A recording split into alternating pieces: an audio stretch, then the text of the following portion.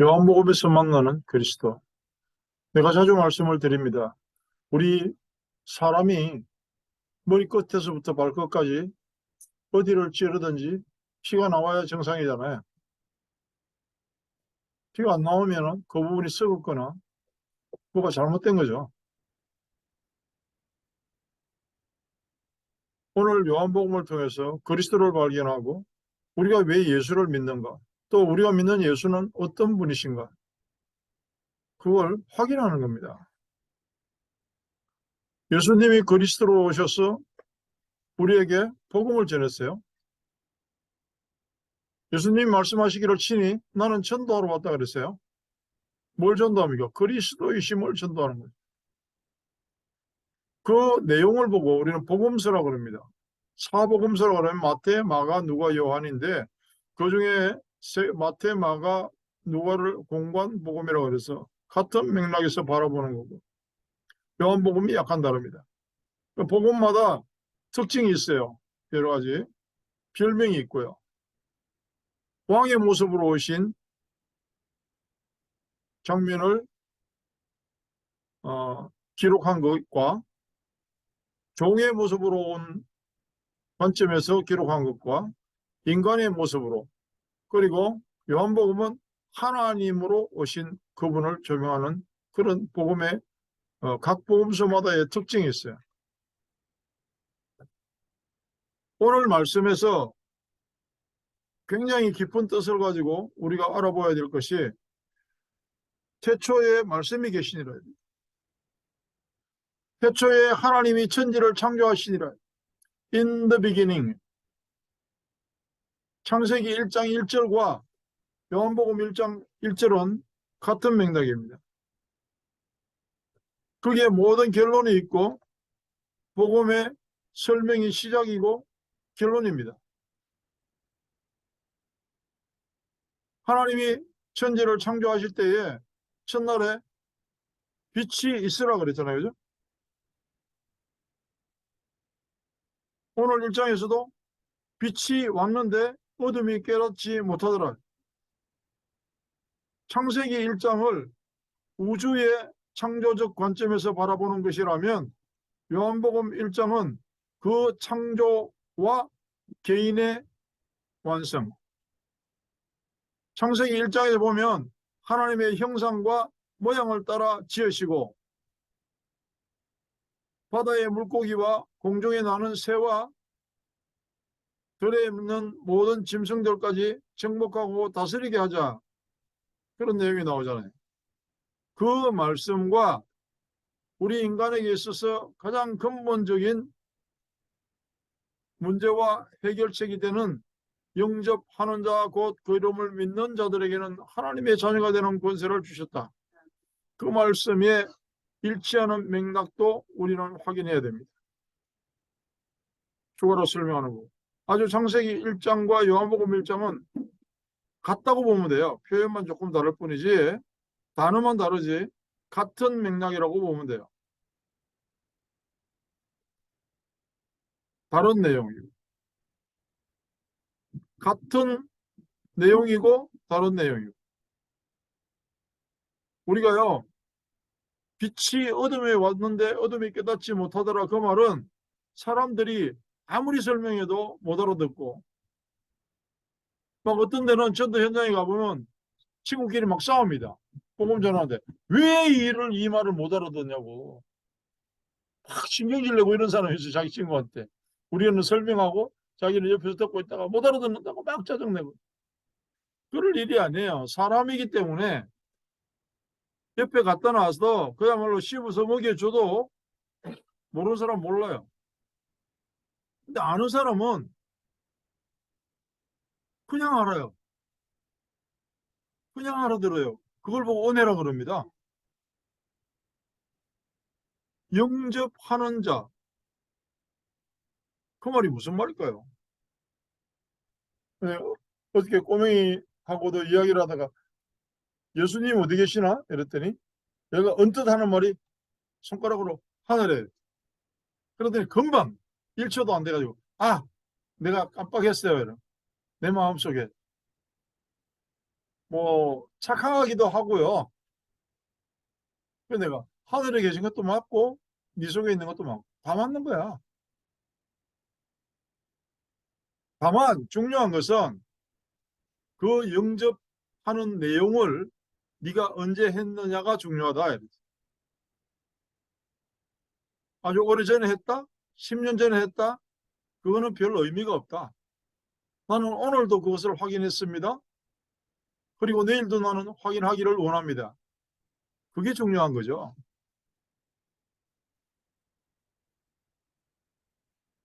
영접한다는 말은요, 내가 내 인생에 대하여 항복하고 주인을 바꾸었다는 그런 뜻이에요.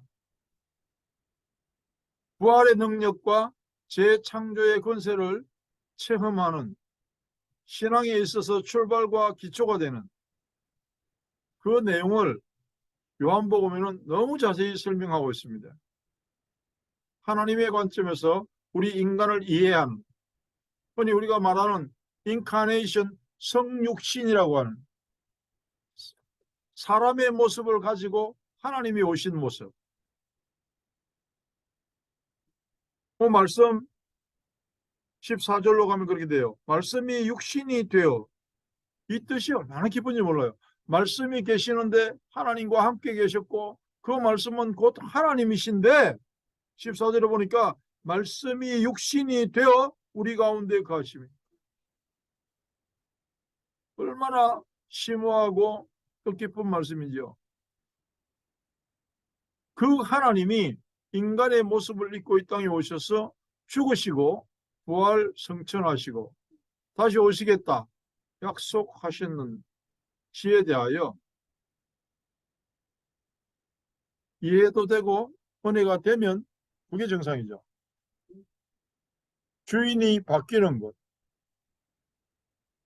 저는 그런 말을 자주 합니다. 주인이 바뀌는 것.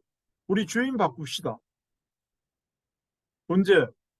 그룹마다 순간마다 주인이 바뀌어야 돼. 주인이 바뀌면 어떻게 된다는 것을 설명하는 게 요한복음 2장입니다. 예수님이 행하신 첫 표적, 가나의 혼인잔치, 결혼식에 초대받아 가서 포도주가 떨어졌어요.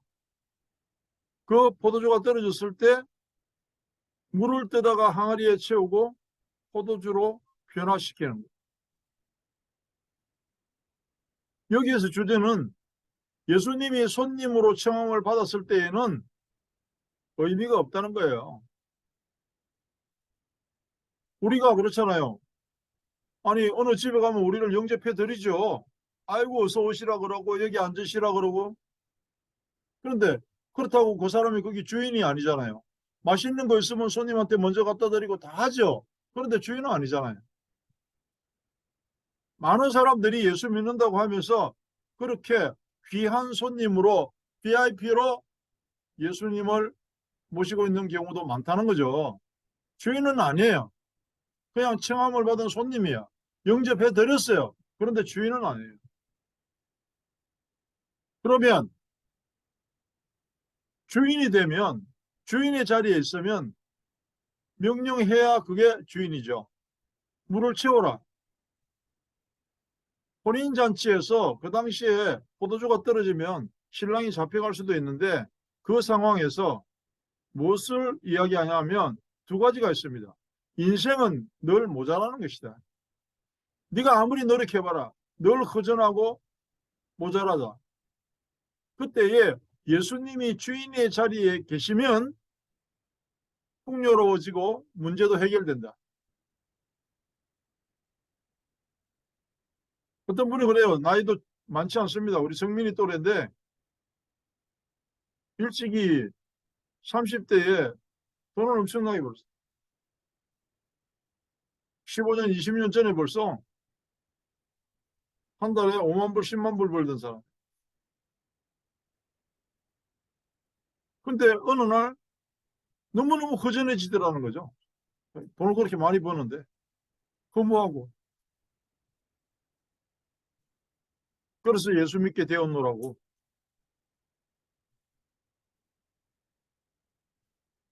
상담을 그렇게 자주 하는 분인데 우리가 말이죠. 잔치에 청함을 받은 손님 예수인가? 명령을 하시는 주인 예수인가? 아주 중요합니다. 그러면서 예수님이 그때부터 성전 정화 작업도 하시고 3장부터는 밤중에 니고데모가 찾아와가지고 굉장히 높은 벼슬을 한 사람이고 부자고 영향력도 있는 사람인데 낮에 사람들이 있는 데서 찾아오기가 좀 부끄러우니까 밤중에 찾아와가지고 어떻게 하면 구원을 얻을 수 있습니까? 다시 말하면 돈은 많은데 잠 못 이루는 사람이라는 거예요. 고민이 엄청나게 많고 문제가 해결되지 않는 사람이다. 내 주위에 이런 니고데모를 찾아야 돼. 이 사람이 부족함이 없는 것 같고 다 야 행복하겠다 싶은데 사실은 밤에 잠 못 자는 사람들 있잖아요. 왜 모르냐? 왜 그 사람을 내가 쳐다볼 그 눈이 없냐? 내가 영적인 부분에 대해서 어둡기 때문에 못 보는 거예요.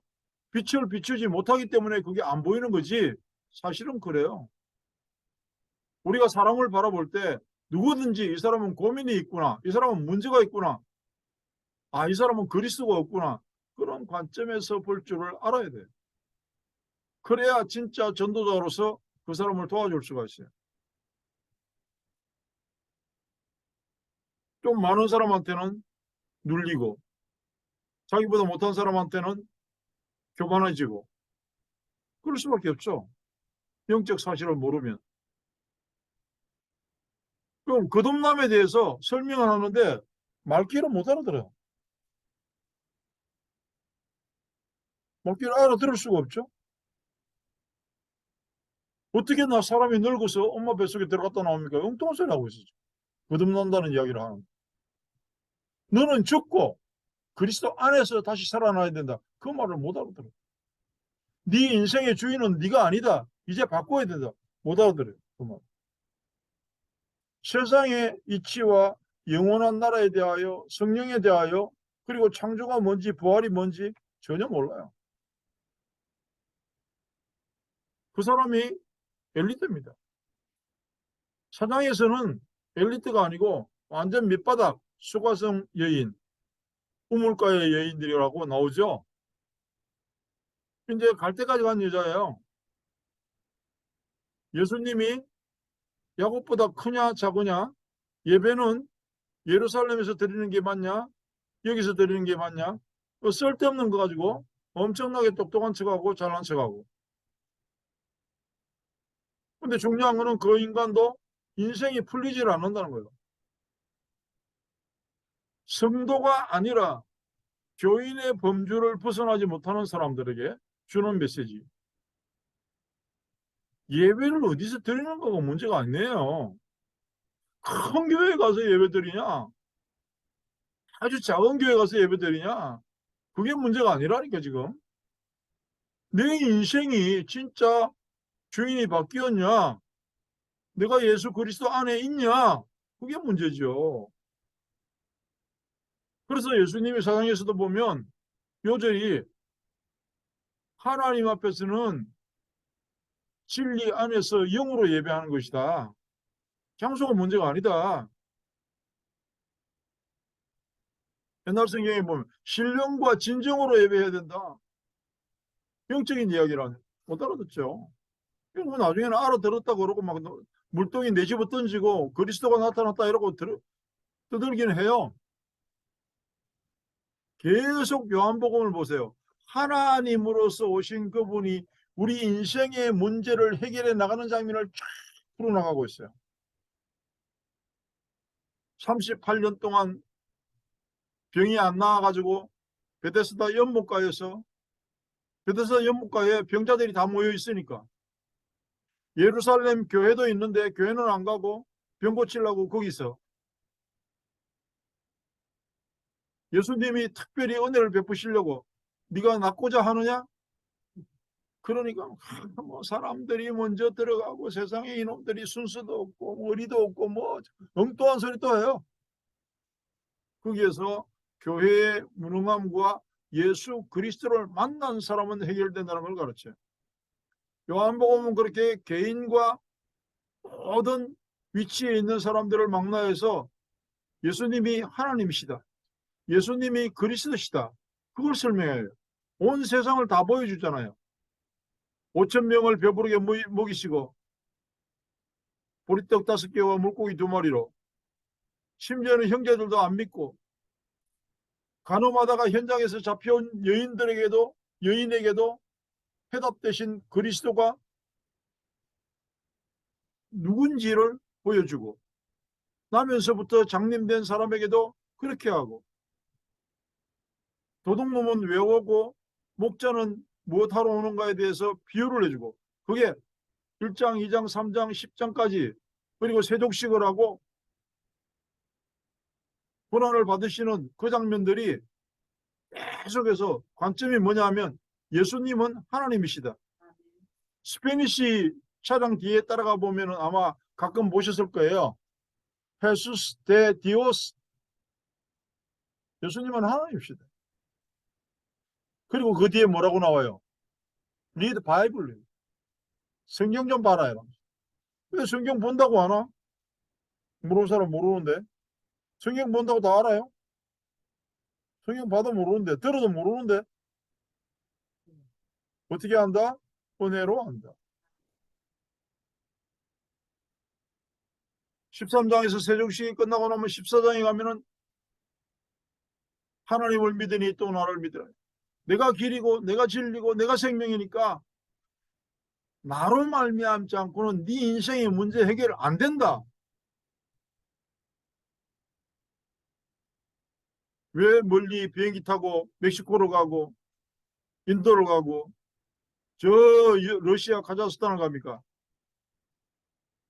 하나님이 은혜 주셔서 갑니다. 하나님이 모든 것을 주십니다. 정말 내 불신앙을 엄청나게 회개할 만큼 하나님은 채우시고 주시는데, 나는 늘 또 선교한다 그러면서도 걱정하죠. 염려하고. 왜 예수를 믿어야 되죠? 예수는 구원자, 그리스도는 해결자. 그래서 예수를 믿어야 되는 거예요. 사람들이 물어보면 자기 구원받았대, 구원의 확신이 있대, 거듭났대. 그런데 걱정은 불신자보다 더 많이 해. 잠 못 자는 밤은 날마다 닥쳐와. 그런데 그러면은 어떤 의미에서는 무슨 소리냐면 예수는 아는데 그리스도는 모르는 사람인 그 사람. 우리가 어떤 예수를 믿습니까? 모든 문제 해결하신 그리스도이신 예수를 믿어야 돼요. 날마다 그릇마다 되돌아봐야 되고 짚어봐야 되고. 내가 한번 이야기해놨더니 그 말씀 들은 그 사람도 그렇게 이야기해요. 목사님은 애들한테 그러는 거야. 아침에 깜빡하고 기도를 못 하시면 화장실부터 가시면 다시 침대에 누우신데, 요즘 그것도 잘 안 하지만, 그래가지고 확인한다는 거예요. 예수가 그리스도 되신 것. 오늘도 내 인생의 주인은 그리스도이신 예수님이 되어 주십시오. 그렇게 열심히 해라가 아니고요. 그럼 또 종교가 돼요. 그렇게 되어지는 은혜를 받아야 돼요. 종교와 신앙의 차이, 성도와 교인의 차이, 노력하는 것과 은혜의 차이, 그걸 알아야 돼요. 그리스도 아니면 감사도, 찬양도, 기도도, 전도도 아무것도 못합니다. 한다고 그래도 그거는 껍데기고 가짜예요.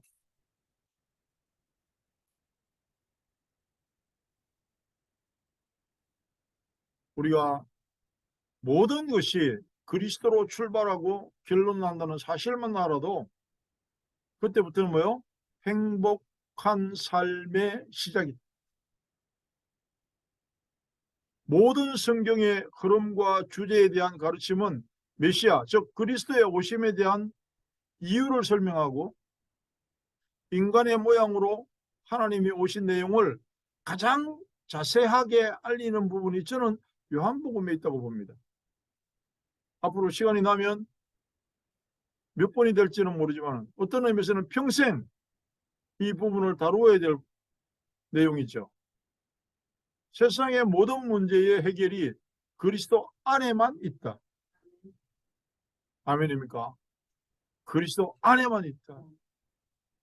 그게 그냥 믿어져야 돼. 이유 없이, 조건 없이. 요한복음을 통해서 우리가 자세히 알아갈 수 있게.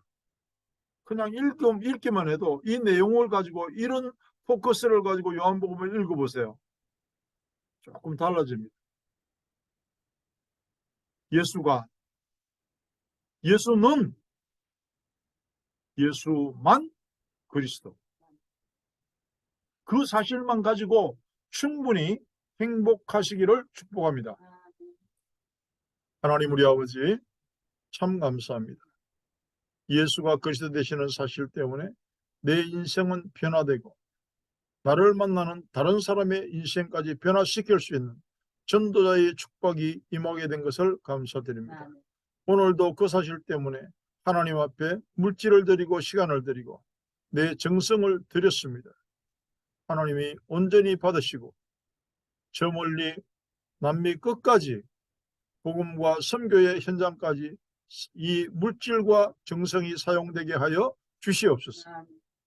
지금은 우리 주 예수 그리스도의 은혜와 하나님 우리 아버지의 무한극진하신 사랑과 성령의 감동 감화 역사 인도하심이 지금은 온전히 하나님 앞에 나를 드려 인생의 주인이 바뀐 상태로 온전한 성도로 살아가면서 전도와 선교에 남은 삶을 올인하기를 원하는 사랑하는 성도들과 우리의 가슴에 품은 선교 현장까지 영원토록 함께 계실지어다.